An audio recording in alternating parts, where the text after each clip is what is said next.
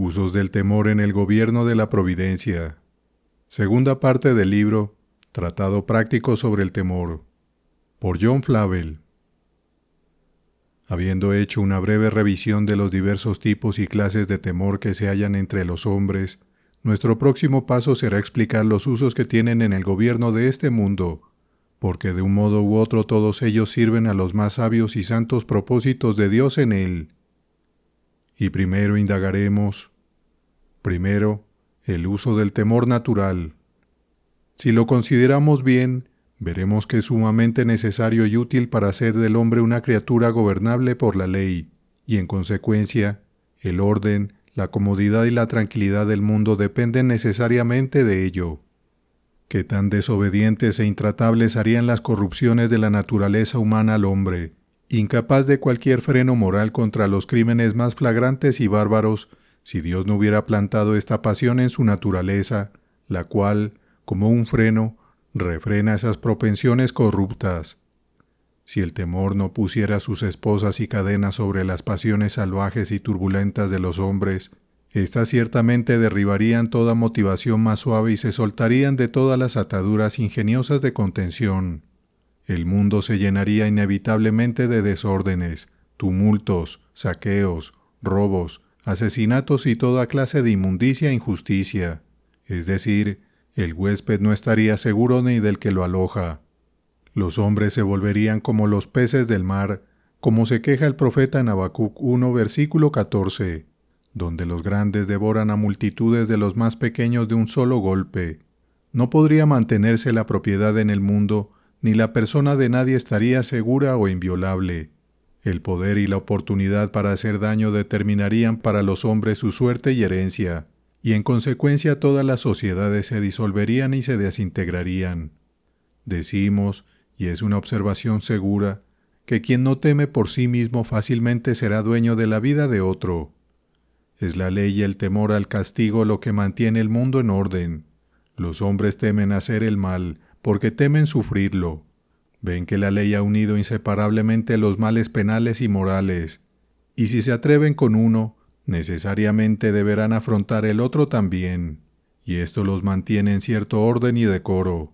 No habría orden ni seguridad sin la ley, pero si las leyes no hubieran añadido penas para hacerlas cumplir y darles su sanción, sería lo mismo que no tener leyes. No tendrían más poder para refrenar las corrupciones del corazón de los hombres que las cuerdas nuevas o los mimbres verdes para atar a Sansón. Y aun si las más severas penas del mundo se anexaran o establecieran por la ley, no significarían nada para los fines del gobierno sin el temor. Este es ese poder sensible y delicado sobre el cual obran las amenazas, y así atrae a los hombres bajo el gobierno y restricción moral. Porque los magistrados no están para infundir temor al que hace el bien, sino al malo. ¿Quieres, pues, no temer la autoridad? Haz lo bueno y tendrás alabanza de ella, porque es servidor de Dios para tu bien. Pero si haces lo malo, teme, porque no en vano lleva la espada. Romanos 13, versículos 3 al 4. Y por este medio se refrenan y previenen en el mundo muchas clases de males. Era costumbre y política de los persas, no puedo decir que lo hable, que a la muerte de sus reyes se daba a cada hombre libertad durante 5 días para hacer lo que quisieran. Y tantos males se cometían en todas partes por los desenfrenados deseos de los hombres en esos días, que hacía que el pueblo deseara y llorara por la instalación de un próximo rey. Esto les hacía valorar mucho el gobierno. Bendito sea Dios por la ley y el gobierno, por frenar de este modo las pasiones desenfrenadas del corazón humano y procurarnos descanso y comodidad en el mundo por este medio. Segundo, el uso del temor pecaminoso. Este es formalmente malo y pecaminoso en su propia naturaleza, así como fruto del pecado y descendiente de la naturaleza pecaminosa. Sin embargo, el Señor sabe cómo usarlo en su gobierno providencial del mundo para sus propios sabios y santos propósitos. Y así lo hace. Primero, haciendo de él su azote para castigar a sus enemigos. Si los hombres no temen a Dios, temerán a los hombres. Sí, serán hechos un terror para sí mismos. Y en verdad es un castigo espantoso que Dios entregue a un hombre en manos de sus propios temores. Creo que difícilmente hay un tormento mayor en el mundo que un hombre sea su propio verdugo y su mente convertida en un potro y máquina de tortura para su cuerpo. Leemos en 2 de Reyes 17, versículo 25, que Dios envió leones entre el pueblo, pero sin duda eso no es tan malo como que Dios suelte nuestros propios temores sobre nosotros. Ningún león es tan cruel como esta pasión, y por eso David consideró una gran liberación ser liberado de todos sus temores. Salmos 34, versículo 4. Es una amenaza terrible la que se registra en Deuteronomio 28, versículos 65 al 67, contra los desobedientes y rebeldes. Y ni aun entre estas gentes descansarás, ni la planta de tu pie tendrá reposo, pues allí te dará Jehová corazón temeroso, desfallecimiento de ojos y tristeza de alma, y tendrás tu vida como algo que pende delante de ti, y estarás temeroso de día y de noche, y no tendrás seguridad de tu vida. Por la mañana dirás, quien diera que fuese la tarde, y a la tarde dirás, quien diera que fuese la mañana, por el miedo de tu corazón con el que estarás amedrentado, y por lo que verán tus ojos. Cuando el temor se apodera del corazón, se pueden ver los colores de la muerte reflejados en el rostro. Qué vida tan lúgubre llevan quienes no tienen paz de día ni descanso de noche, sino que les son señalados días y noches cansadores. Los días de tales hombres son días tediosos. Desean la noche, esperando que les dé un poco de reposo, pero sus temores se van a la cama con ellos, sus corazones palpitan y meditan terrores. Y luego, oh, que vuelva a ser de día. Segundo, por el temor, Dios castiga a sus enemigos en el infierno. Ese es el látigo terrible de Dios, con el cual se inflige gran parte del tormento de los condenados. Los teólogos suelen hacer esta triple distinción de los tormentos del infierno y nos dicen que Dios castiga allí a los impíos en parte por el recuerdo de lo pasado, es decir, las misericordias y medios que una vez tuvieron, pero que allí están irremediablemente perdidos. En parte por el sentido de las cosas presentes, el cual consiste en la ira de Dios sobre el alma y el cuerpo, y en parte por el temor de lo que está por venir. Y sin duda esto no es la menor parte de la miseria de esos desgraciados desechados. Oh, esa temerosa expectativa de juicio e indignación ardiente, más y más ira de Dios viniendo sobre ellos como las olas del mar, empujándose unas a otras. Sí, esto es lo que hace temblar a los demonios. Tú crees que Dios es uno, bien haces. También los demonios creen y tiemblan. Santiago 2, versículo 19. La palabra aquí significa un ruido como el ruido del mar o el bramido de las olas al estrellarse contra las rocas, y esto lo ocasionan los temores que continuamente se ciernen sobre ellos como un látigo.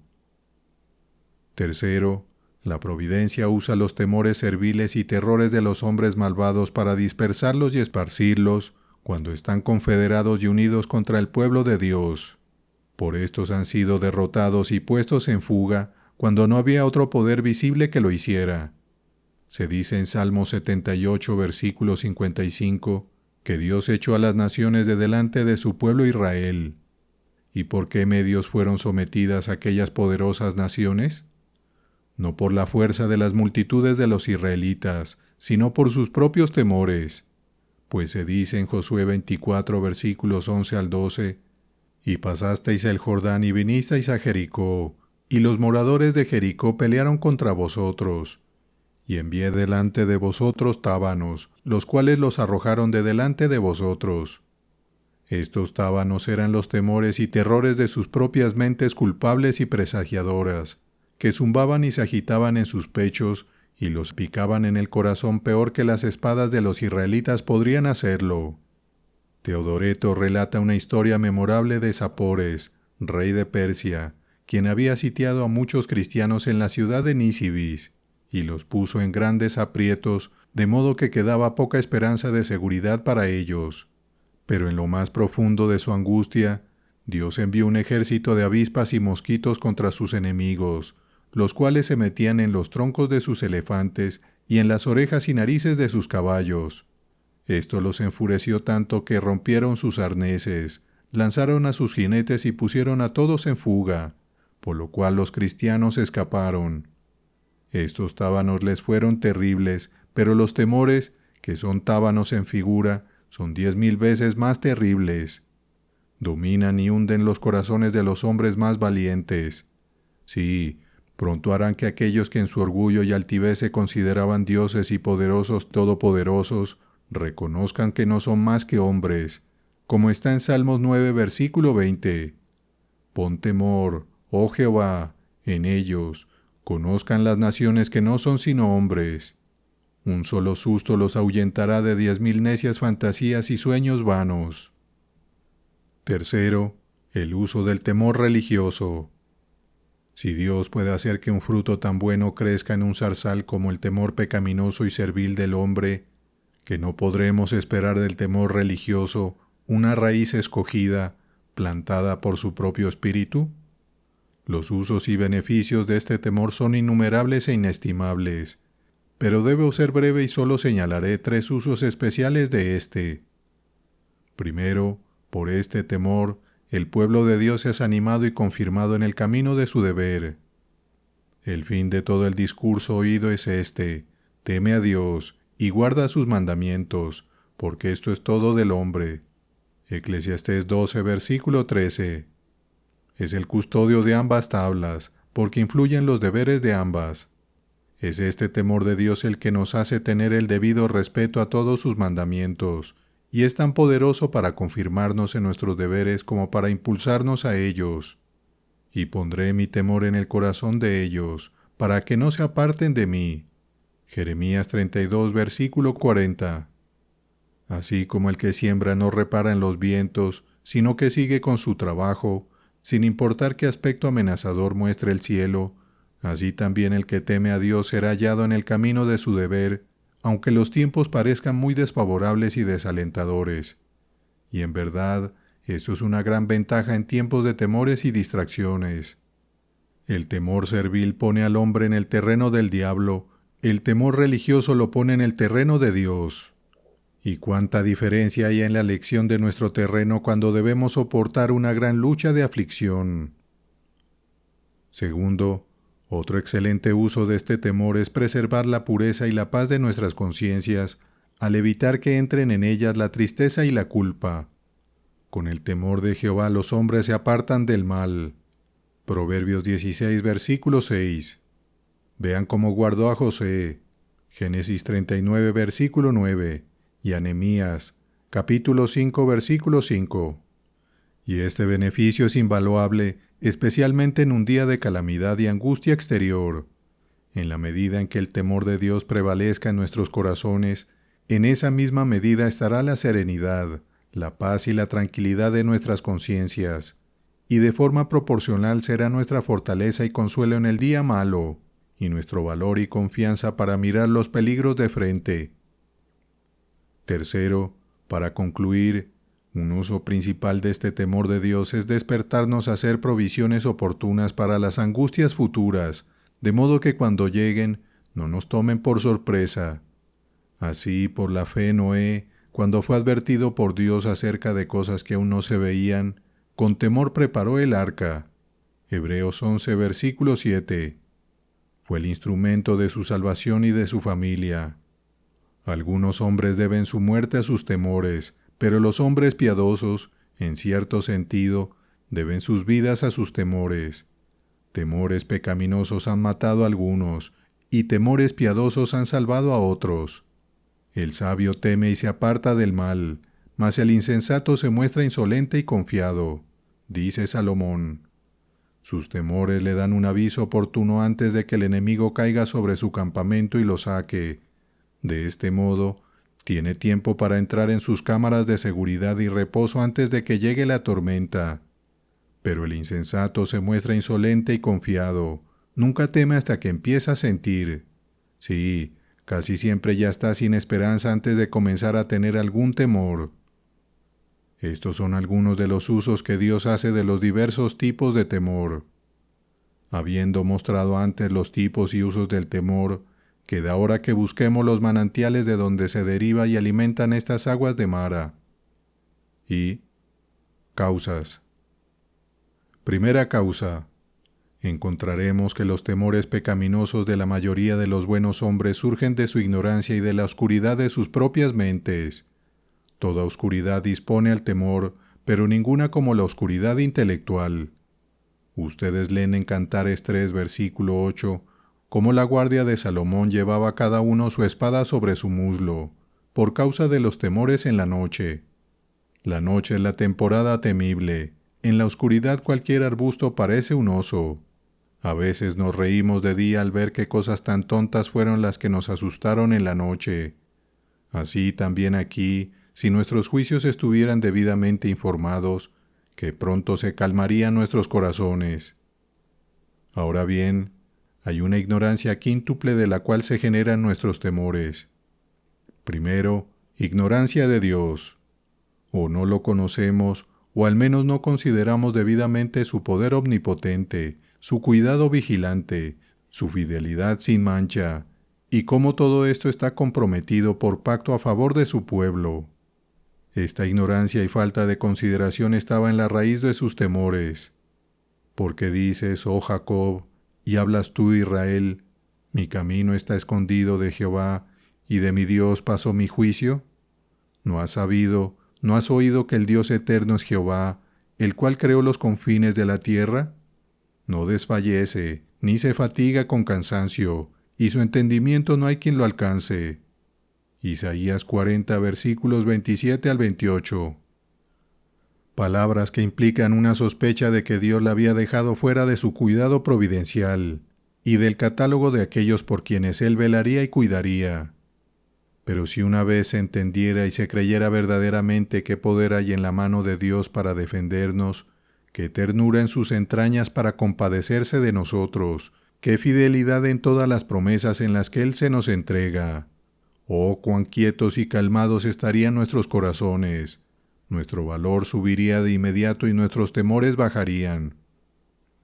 Segundo, nuestra ignorancia de los hombres genera nuestros temores de los hombres. Los tememos porque no los conocemos. Si los entendiéramos mejor, los temeríamos menos. Los sobrevaloramos y luego nos asustamos de ellos. Dicen que el león está pintado más fiero de lo que es. Estoy seguro de que nuestra imaginación pinta al hombre más terrible de lo que realmente es. Si los hombres malvados, especialmente si multitudes de hombres malvados están confederados contra nosotros, nuestros corazones desfallecen y enseguida imaginamos una ruina inevitable. Me asaltaron los torrentes de perversidad, dice David, es decir, las multitudes de ellos, que él pensaba que, como una inundación o un torrente poderoso, necesariamente arrasarían como una paja, una pluma como él, delante de ellos. Pero, mientras tanto, no sabemos ni consideramos que no tienen poder contra nosotros, sino el que se les da de lo alto, y que es común que Dios paralice sus manos y les ponga cadenas de restricción cuando sus corazones están decididos a hacer el mal. Si los viéramos y consideráramos cómo están en la mano de nuestro Dios, no temblaríamos ante ellos como lo hacemos. Tercero, la ignorancia de nosotros mismos y de la relación que tenemos con Dios crea temores serviles en nuestros corazones. Isaías 51, versículo 12.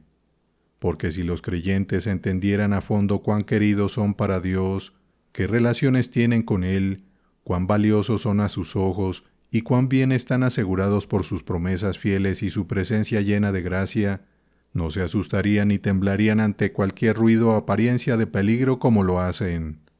Dios consideró suficiente para curar todos los temores pecaminosos de Abraham decirle cómo su Dios estaba comprometido a su defensa.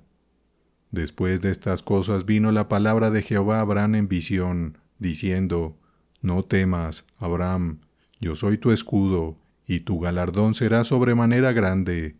Génesis 15, versículo 1. Y el noble Nehemías se valoraba a sí mismo en tiempos de peligro y temor por su relación con Dios, como lo indican sus palabras en Nehemías 6, versículo 11. La conspiración contra él era fuerte. El peligro que él y los fieles con él enfrentaban en ese tiempo era extraordinario. Por lo tanto, Algunos aconsejaron huir al templo y atrincherarse allí contra el enemigo. Pero Nehemías se conocía a sí mismo. ¿Huye un hombre como yo? ¿Y quién, siendo como yo, huiría? Dijo él, es decir, un hombre tan llamado por Dios a este servicio, un hombre bajo tales promesas, un hombre con tantas y tan claras experiencias, ¿huiría tal hombre? Que huyan otros, quienes no tienen tales estímulos. Por mi parte, no huiré. Recuerdo que fue un argumento usado por Tertuliano para calmar los temores y detener la huida de los cristianos en aquellos tiempos sangrientos. ¿Temes a un hombre, oh cristiano? Cuando los demonios temen de ti, como un prisionero de su juez, y a quien el mundo debería temer, pues ha de juzgar al mundo. Oh, que pudiéramos sin orgullo ni vanidad valorarnos debidamente, según nuestras dignidades y privilegios cristianos, lo cual, si alguna vez es necesario repasar y valorar, es en tiempos de peligro y temor, cuando el corazón está tan propenso al abatimiento y a los temores que lo hunden. Cuarto, la ignorancia de nuestros peligros y problemas causa nuestros sobresaltos y terrores.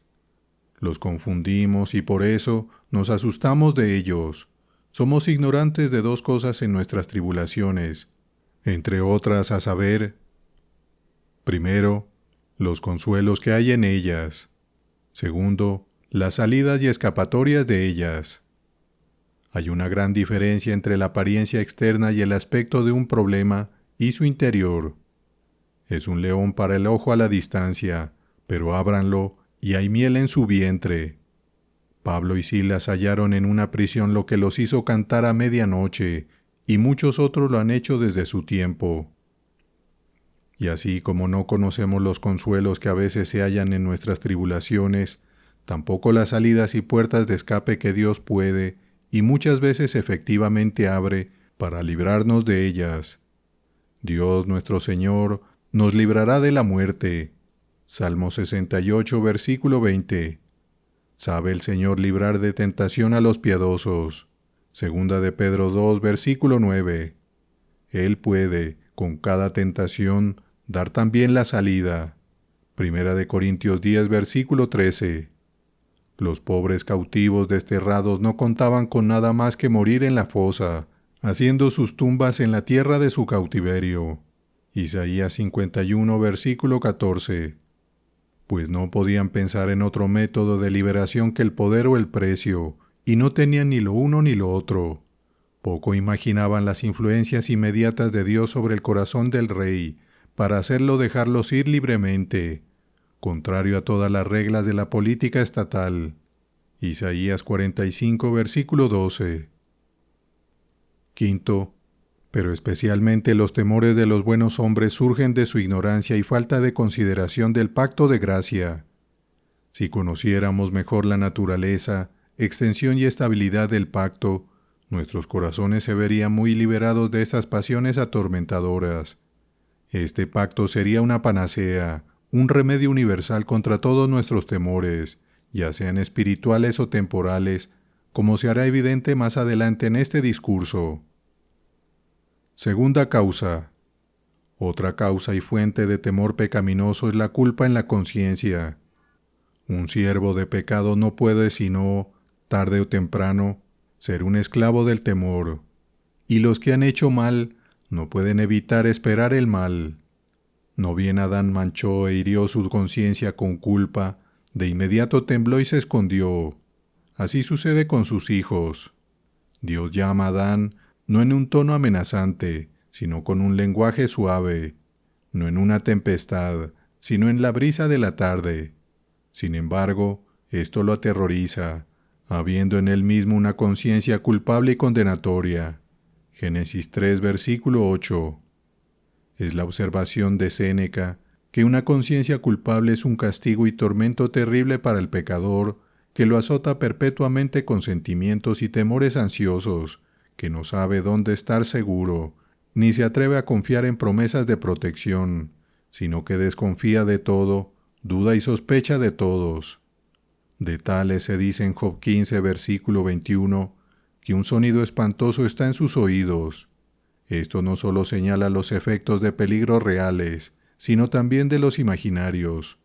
Su propia mente presagiosa y su fantasía turbada lo asustan, donde no hay ningún peligro real, como corresponde a lo que dice en Proverbios 28, versículo 1. Huye el impío sin que nadie lo persiga, mas el justo está confiado como un león. Así como dicen de las ovejas, que se asustan con el ruido de sus propios pasos cuando empiezan a correr, así el pecador culpable con el ruido de su propia conciencia, que no le dice nada más que miseria, ira e infierno. Podemos decir de todos los malvados en sus temores lo que Tácito dijo de los tiranos, que si fuera posible abrir su interior, su mente y conciencia, allí se hallaría muchas heridas y azotes terribles. Y se dice en Isaías 33, versículo 14, los pecadores se asombraron en Sión, espanto sobrecogió a los hipócritas. El temor y el temblor brotan naturalmente de la culpa, como las chispas de un carbón encendido. Las historias nos ofrecen abundantemente tristes ejemplos de la verdad de esta observación. Catilina, ese monstruo de maldad, se sobresaltaba ante cualquier ruido repentino, siendo acosado por las furias de su propia mala conciencia. Carlos IX, después de su sangrienta y bárbara masacre de los protestantes, no podía dormir ni permanecer despierto sin música que distrajera sus pensamientos. Y Ricardo III, después del asesinato de sus dos sobrinos inocentes, veía diversas imágenes o figuras como demonios en sus sueños que lo jalaban y arrastraban. El señor Ward nos cuenta de un jesuita en Lancashire que, siendo seguido por uno que había encontrado su guante, sin otro propósito que devolvérselo, pero siendo también perseguido por su propia conciencia culpable, saltó la siguiente cerca y se ahogó. Y es notable lo que el señor Fox relata del cardenal Crescentius, quien imaginaba que el diablo caminaba en su cuarto, y a veces se escondía bajo su mesa mientras él escribía cartas a Roma contra los protestantes. Tanto mal como la conciencia les dice que han hecho, tanto les ordena esperar. Wolsius nos cuenta de un tal John Hofmeister, que enfermó solo por los terrores de su conciencia en una posada, mientras viajaba a Augsburg en Alemania, y su conciencia lo terrorizó tanto que tuvieron que atarlo en su cama con cadenas, y todo lo que podían sacarle era: «Estoy perdido para siempre, he herido gravemente mi propia conciencia». A esta conciencia herida y temblorosa se opone el espíritu de poder, de amor y de dominio propio, mencionado en 2 de Timoteo 1, versículo 7. Porque no nos ha dado Dios espíritu de cobardía, sino de poder, de amor y de dominio propio. Una mente sana es, en este lugar, lo mismo que una conciencia pura y pacífica, una mente o conciencia que no está enferma o herida por la culpa, así como decimos de un cuerpo sano que no tiene enfermedad. Tal mente se opone al espíritu de temor, que hará un hombre valiente como un león. Por este baluarte de bronce de defensa, mantengan siempre su conciencia inocente, y no palidezcan jamás con culpa. Una conciencia mala y culpable fomenta temores y terrores de 3 maneras. Primero, exagerando cosas pequeñas y haciéndolas parecer los males más fatales y destructivos. Así le ocurrió a Caín. He aquí que me echas hoy de la tierra, y de tu presencia me esconderé, y seré errante y extranjero en la tierra, y sucederá que cualquiera que me halle me matará. Génesis 4, versículo 14. Ahora todo niño era un gigante a sus ojos, y cualquier persona con la que se encontraba era demasiado para él. Una conciencia culpable no deja ver al enemigo sino a través de un cristal de aumento. Segundo, engendra temores al interpretar todos los casos dudosos en el peor sentido posible que se pueda darles. Si las golondrinas solo gorjean en la chimenea, Vesus lo interpreta como un descubrimiento de su crimen, que están contando historias sobre él, y diciendo: Vesus mató a un hombre. Incluso, tercero, si una conciencia culpable no tiene nada que exagerar y magnificar, ni un asunto dudoso que interpretar de forma temerosa, puede, y a menudo lo hace, crear temores y terrores de la nada en absoluto. Las reglas del temor no son como las de la aritmética, donde muchos ceros hacen nada, sino que el temor puede hacer algo de la nada. Sí, muchas cosas y grandes cosas de nada en absoluto. Allí se sobresaltaron de pavor donde no había miedo. Salmo 53, versículo 5. Aquí surgió un gran temor creado de la nada en absoluto. Si ese temor hubiera sido examinado y rastreado hasta su origen, se habría encontrado que era una criatura pura de la fantasía, una quimera sin otro fundamento que una imaginación turbada y una conciencia culpable.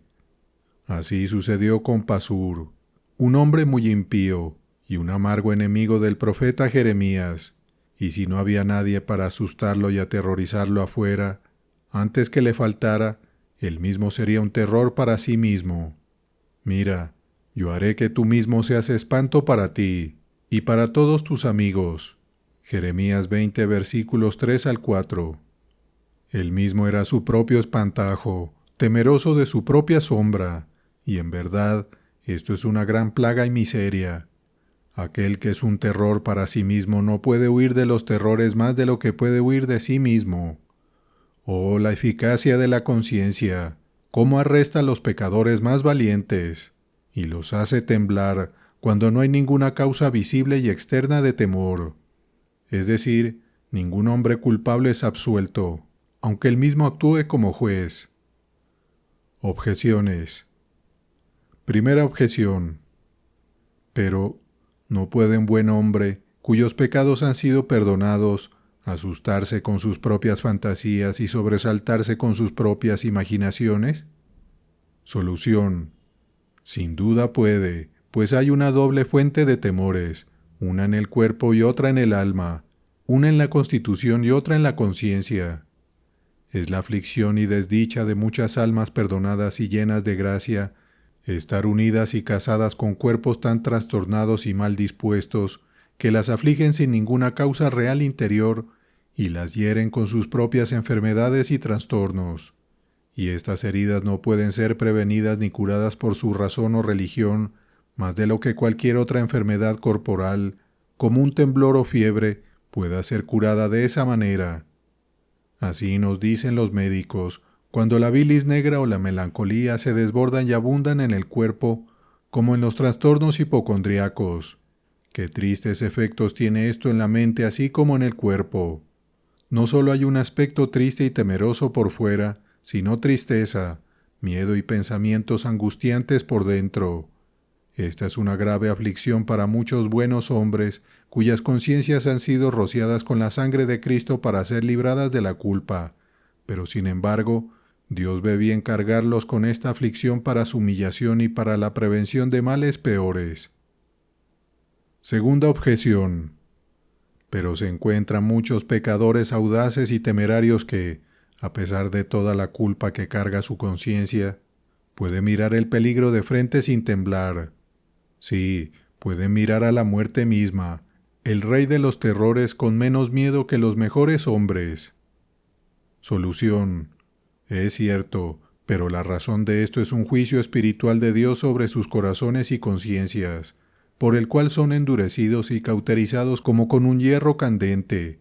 Segunda de Timoteo 4, versículo 2, y así la conciencia queda incapacitada por el momento para hacer su oficio. No puede manifestar su eficacia y actividad ahora, cuando podría ser útil para su salvación, pero lo hará con todo su poder más adelante, cuando su caso ya no tenga remedio. Tercera causa.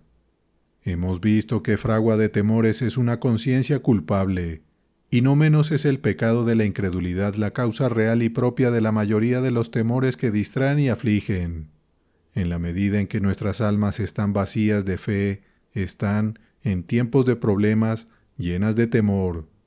Leemos de algunos que han muerto por ninguna otra causa que por sus propios temores, pero nunca leemos de alguien que haya muerto por temor, habiendo sido traído antes de vivir por fe. Si los hombres cavaran hasta la raíz de sus temores, ciertamente hallarían la incredulidad allí. ¿Por qué teméis, hombres de poca fe?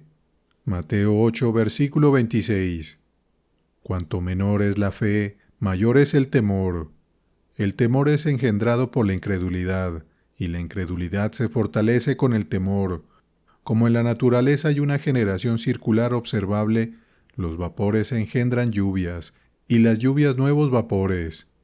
Así en las cosas morales, y por eso toda la habilidad del mundo nunca podrá curarnos de la enfermedad del temor hasta que Dios primero nos cure de nuestra incredulidad. Cristo, por tanto, tomó el método correcto para librar a sus discípulos de su temor, reprendiendo su incredulidad. Los restos de este pecado en el pueblo de Dios son la causa y fuente de sus temores, y para mostrar más particularmente cómo el temor es generado por la incredulidad, pongan atención a algunos puntos.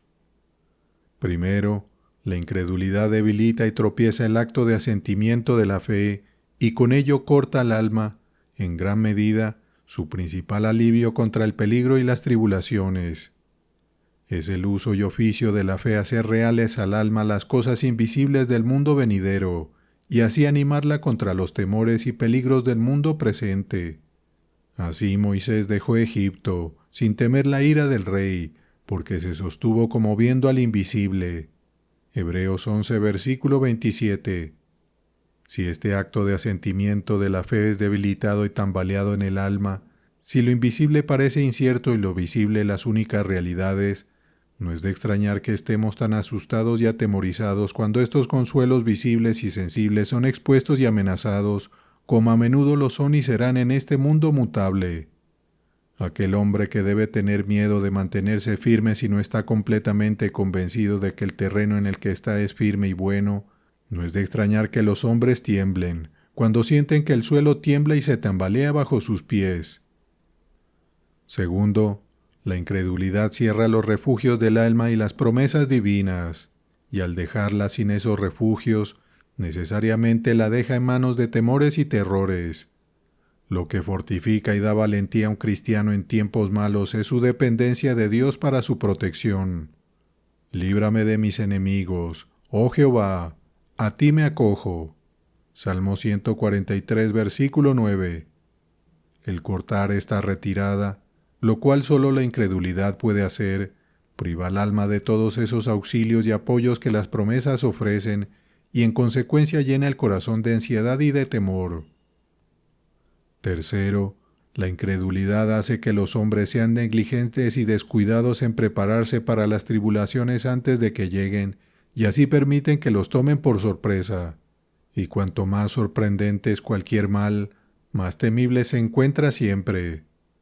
No podemos pensar que Noé se asustó tanto con el diluvio, cuando empezó a crecer sobre todos los montes y colinas, como todo el resto del mundo.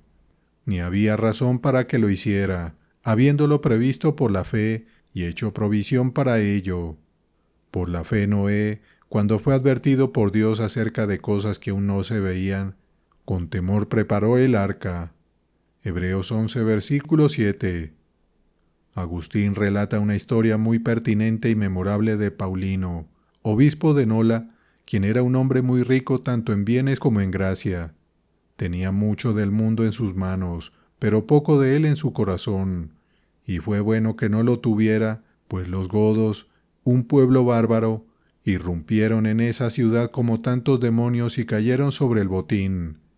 Aquellos que confiaban en los tesoros que poseían fueron engañados y arruinados por ellos, pues a los ricos los torturaban para que confesaran dónde habían escondido su dinero. Este buen obispo cayó en sus manos y perdió todo lo que tenía, pero apenas se inmutó por la pérdida, como se ve en su oración, que mi autor relata así: Señor, no permitas que me aflija por mi oro y mi plata. Tú sabes que no es mi tesoro. Ese lo he guardado en el cielo, conforme a tu mandamiento. Yo fui advertido de este juicio antes de que llegara, y me preparé para él. Y donde está todo mi interés, Señor, tú lo sabes. Así también el señor Bradford, cuando la esposa del guardián entró corriendo en su cuarto de repente, con palabras capaces de poner a la mayoría de hombres en el mundo a temblar: «Oh, señor Bradford, traigo malas noticias. Mañana debe ser quemado, y ya están preparando su cadena». Él se quitó el sombrero y dijo: Señor, te doy gracias. He esperado esto por mucho tiempo. No es terrible para mí. Hazme digno de tal misericordia. Vean el beneficio de la previsión y la preparación para los sufrimientos. Cuarto, la incredulidad deja nuestros intereses y preocupaciones más queridos en nuestras propias manos, no encomienda nada a Dios y, en consecuencia, necesariamente llena el corazón de temores y distracciones cuando los peligros inminentes nos amenazan. Hermanos, si este es su caso, serán como Magor Misabib, rodeados de terrores, cada vez que estén rodeados de peligros y problemas. Los creyentes tienen en esto, como en muchas otras cosas, la ventaja sobre ustedes, pues han encomendado todo lo que es precioso y valioso para ellos en las manos de Dios por medio de la fe. A Él han encomendado la guarda de sus almas. Primera de Pedro 4, versículo 19. Y todas sus preocupaciones eternas. Segunda de Timoteo 1, versículo 16. Y estando estas cosas puestas en manos seguras, no están distraídos con temores por otros asuntos de menor valor, sino que pueden confiar en Él en lo demás, donde han confiado lo mayor y gozan de la tranquilidad y la paz de un alma entregada a Dios. Proverbios 16, versículo 3. Pero ustedes, su vida, su libertad, y sí, que es infinitamente más que todas estas cosas, su alma, quedarán en sus propias manos en el día del problema, y no sabrán qué hacer con ellas, ni a dónde acudir. Oh, estos son los estrechos y temores espantosos en los que la incredulidad deja a los hombres. Es una fuente de temores y distracciones, y en verdad no puede sino distraer y confundir a los hombres carnales, en quienes reina y está en su plena fuerza, cuando la triste experiencia nos muestra qué temores y temblores engendran los mismos restos de este pecado en los mejores hombres, quienes no están completamente libres de él. Si los restos no purgados de incredulidad en ellos pueden así oscurecer y nublar sus seguridades, así agrandar y multiplicar sus peligros, si puede extraer conclusiones tan tristes y temerosas en sus corazones, a pesar de toda la experiencia contraria de sus vidas, como vemos en este triste ejemplo en 1 de Samuel 27, versículo 1, ¿qué temores y pánico no pondrán en aquellos hombres, donde está en su plena fuerza y dominio? Cuarta causa. Además, encontraremos que muchos de nuestros temores se despiertan y provocan en nosotros por las administraciones promiscuas de la providencia en este mundo, cuando leemos en la Escritura que un mismo suceso acontece al justo y al impío, y que todo acontece de la misma manera a todos. Eclesiastés 9, versículo 2. Que cuando la espada es desenvainada, Dios permite que corte al justo y al impío. Ezequiel 21, versículo 3. La espada no hace distinción donde Dios ha hecho una grande diferencia por gracia. No distingue rostros ni pechos, sino que pronto se hunde en las entrañas de los mejores como de los peores de los hombres. Cuando leemos como el mismo fuego de la indignación de Dios devora al árbol verde y al seco, Ezequiel 20, versículo 47, como las canastas de higos buenos, el emblema de los mejores hombres de esos tiempos, fueron llevadas a Babilonia así como las malas, Jeremías 24, versículo 5, como la carne de los santos de Dios ha sido dada por comida a las aves del cielo y a las bestias del campo, Salmo 79, versículo 2, y cómo los impíos han devorado al hombre más justo que ellos mismos, como dice Habacuc 1, versículo 13.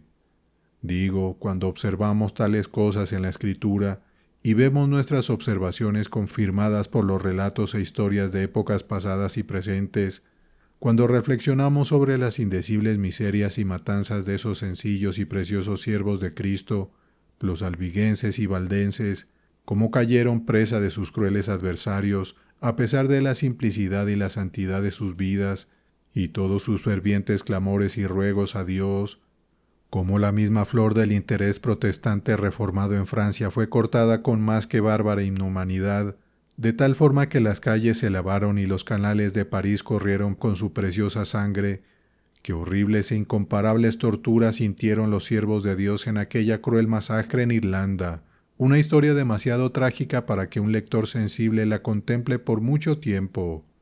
y cómo nuestra propia tierra, los ministros cristianos más eminentes fueron enviados al cielo en un carro de fuego en aquellos espantosos días marianos. Digo, cuando leemos y consideramos tales cosas, despierta nuestros temores y nos llena de sobresaltos, cuando nos vemos amenazados por los mismos enemigos y peligros, cuando los pies de aquellos que llevaron los preciosos siervos de Dios en mortajas ensangrentadas a sus tumbas, están en la puerta listos para llevarnos a nosotros también, si la providencia suelta su cadena y les da permiso para hacerlo. Y nuestros temores, por esta razón, se incrementan al considerar y mezclar estos 4 pensamientos en nuestra mente, a los que siempre somos más propensos que a las cosas que deberían fortalecer nuestra fe y aumentar nuestro valor cristiano. ¿Cómo? Primero, somos propensos a considerar que la misma raza y clase de hombres que cometieron estos atropellos contra nuestros hermanos aún existen, y que su furia y malicia no han disminuido en lo más mínimo, sino que son tan fieras y crueles como siempre lo fueron. Pero como entonces el que había nacido según la carne perseguía al que había nacido según el Espíritu, así también ahora. Gálatas 4, versículo 29. Así era entonces y así es todavía. La vieja enemistad está grabada en todos los hombres malvados, de generación en generación. El garrote de Caín todavía se lleva por el mundo, manchado con la sangre de Abel. Es una antipatía arraigada, y corre en la sangre, y correrá mientras haya hombres malvados, de quienes y a quienes será propagada, y un diablo en el infierno, por quien no dejará de ser exacerbada e irritada. Segundo, sabemos también que nada impide la ejecución de sus perversos propósitos contra nosotros, sino las restricciones de la providencia. Si Dios soltara la cadena y les diera permiso para actuar según la malicia y furia que hay en sus corazones, no mostrarían piedad ni podría esperarse racionalmente de ellos. Salmo 124, versículos 1 al 6. Vivimos entre leones y entre los que están encendidos del infierno. Salmos 57, versículo 4. La única razón de nuestra seguridad es esta, que el que guarda a los leones también es el pastor de las ovejas. Tercero, encontramos que Dios muchas veces ha soltado esos leones sobre su pueblo y les ha dado permiso para despedazar a sus corderos y chupar la sangre de sus santos. Por mucho que los ame, muchas veces los ha entregado en manos de sus enemigos, y ha permitido que perpetren y ejecuten las mayores crueldades sobre ellos. Los mejores hombres han sufrido las peores cosas, y las historias de todas las épocas nos han transmitido las más trágicas relaciones de su bárbaro trato. Cuarto, somos conscientes de cuán lejos estamos en santidad, inocencia y excelencia espiritual de esas personas excelentes que han sufrido estas cosas, y por lo tanto no tenemos motivo para esperar más favor de la providencia que el que ellos hallaron. Sabemos también que no hay ninguna promesa en las Escrituras a la cual ellos no tuvieran tan buen derecho y título como nosotros. Con nosotros se hallan pecados tan grandes o aún mayores que ellos, y por eso no tenemos razón para agradarnos con las necias imaginaciones de exenciones extraordinarias. Si pensamos que estos males no vendrán en nuestros días, es posible que muchos de ellos también lo pensaran, y sin embargo vinieron, y podemos encontrarnos con algo muy diferente. No creyeron los reyes de la tierra, ni todos los moradores del mundo, que el enemigo y el adversario entrara por las puertas de Jerusalén. Lamentaciones 4, versículo 12. El darle vueltas a estas y otras consideraciones semejantes en nuestras mentes y mezclar nuestra propia incredulidad con ellas, crea un mundo de temores, aun en los buenos hombres, hasta que, al resignarlo todo a Dios y ejercer fe en las promesas que nos aseguran la santificación de nuestras tribulaciones, como en Romanos 8, versículo 28, la presencia de Dios con nosotros en nuestras tribulaciones, como en Salmos 91, versículo 15, su moderación de nuestras tribulaciones a aquella medida y grado en que sean soportables, Isaías 27, versículo 8, y la segura y confortable salida y liberación final de todas ellas, según lo que dice Apocalipsis 7, versículo 17, logramos al final recuperar nuestros corazones de las manos de nuestros temores nuevamente y los componemos para un apacible y dulce descanso en la sabe y santa voluntad de nuestro Dios. Quinta causa: nuestro amor inmoderado a la vida y a los consuelos y comodidades de ella puede asignarse como un fundamento real y propio de nuestros temores pecaminosos cuando los peligros de los tiempos amenazan al uno o al otro. Si amáramos menos nuestras vidas, temblaríamos y temeríamos menos de lo que lo hacemos. Se dice de aquellos santos renombrados, y ellos le han vencido por medio de la sangre del Cordero y de la palabra del testimonio de ellos, y menospreciaron sus vidas hasta la muerte. Apocalipsis 12, versículo 11. Ellos vencieron no solo la furia de sus enemigos externos, sino también sus temores pecaminosos internos, y esta victoria la lograron por su mortificación al amor inmoderado y excesivo a la vida. Ciertamente, sus propios temores los habrían vencido, si no hubieran vencido primero el amor a la vida. Por eso no fue sin muy buena razón que nuestro Señor lo mandó a todos sus discípulos y seguidores que aborrecieran sus propias vidas. Lucas 14, versículo 26. No absolutamente, sino en comparación y en competencia con Él, es decir, amarla en un grado tan tenue que la menosprecian y subestimen, como una cosa pobre y baja en tal comparación. Él previó que pruebas y sufrimientos tan agudos se avecinaban para ellos, y sabía que si el amor tonto y moderado a la vida no era vencido y mortificado en ellos, los haría torcerse y doblarse bajo tales tentaciones. Esto fue lo que libró a Pablo de los temores serviles, y lo hizo tan magnánimo e intrépido, de hecho, que tenía menos temor en su espíritu, aunque debía sufrir esas cosas duras y agudas en su propia persona, que sus amigos, quienes solo simpatizaban con él y no estaban más involucrados que por su propio amor y compasión. Él habló como un hombre que más bien era un espectador que un sufriente. Pero de ninguna cosa hago caso, ni estimo preciosa mi vida para mí mismo. Hechos 20, versículos 24 al 25. ¡Qué gran alma, no conmovido con prisiones ni tribulaciones! ¿Cómo alcanzó tanta valentía y constancia de ánimo en tan profundas y terribles aflicciones? Habría sido suficiente para conmover al hombre más valiente del mundo, sí, y para remover las resoluciones de cualquiera que no hubiera amado a Cristo más que a su propia vida. Pero la vida era una bagatela para él, en comparación con Jesucristo, pues así nos lo dicen las siguientes palabras: ni estimo preciosa mi vida para mí mismo. Es decir, es un bien de poco precio a mis ojos, no vale la pena salvarla o considerarla en tales términos pecaminosos. Oh, cuántos han dejado a Cristo, la paz y la vida eterna, por temor a perder aquello que Pablo no valoraba. Y si acercamos nuestros pensamientos al asunto, pronto encontraremos que esta es una fuente de temores en tiempos de peligro, y que por este amor excesivo a la vida somos atormentados y torturados con 10,000 terrores. Porque, primero, la vida es el interés más grande y cercano que los hombres tienen naturalmente en este mundo, y lo que envuelve todos los demás intereses inferiores en sí mismo. Piel por piel, todo lo que el hombre tiene dará por su vida. Job 2, versículo 4. Es una verdad real, aunque salió de la boca del padre de la mentira.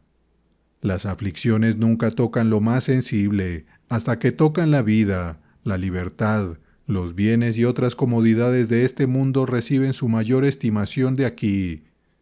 Si la vida se corta, estos accidentes perecen y no tienen cuenta. He aquí yo me voy a morir.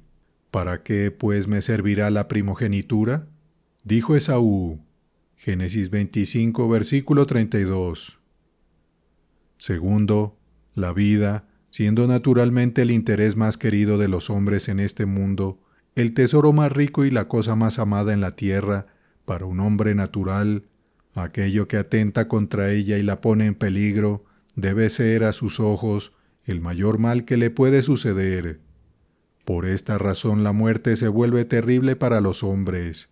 Sí, como la llama Job, el rey de los terrores. Job 18, versículo 14. El príncipe negro o el príncipe de las nubes y las tinieblas, como algunos traducen esas palabras. Sí, tan terrible es la muerte por esta razón, que el mismo temor de ella a veces ha precipitado a los hombres en sus manos, como a veces vemos en tiempos de peste.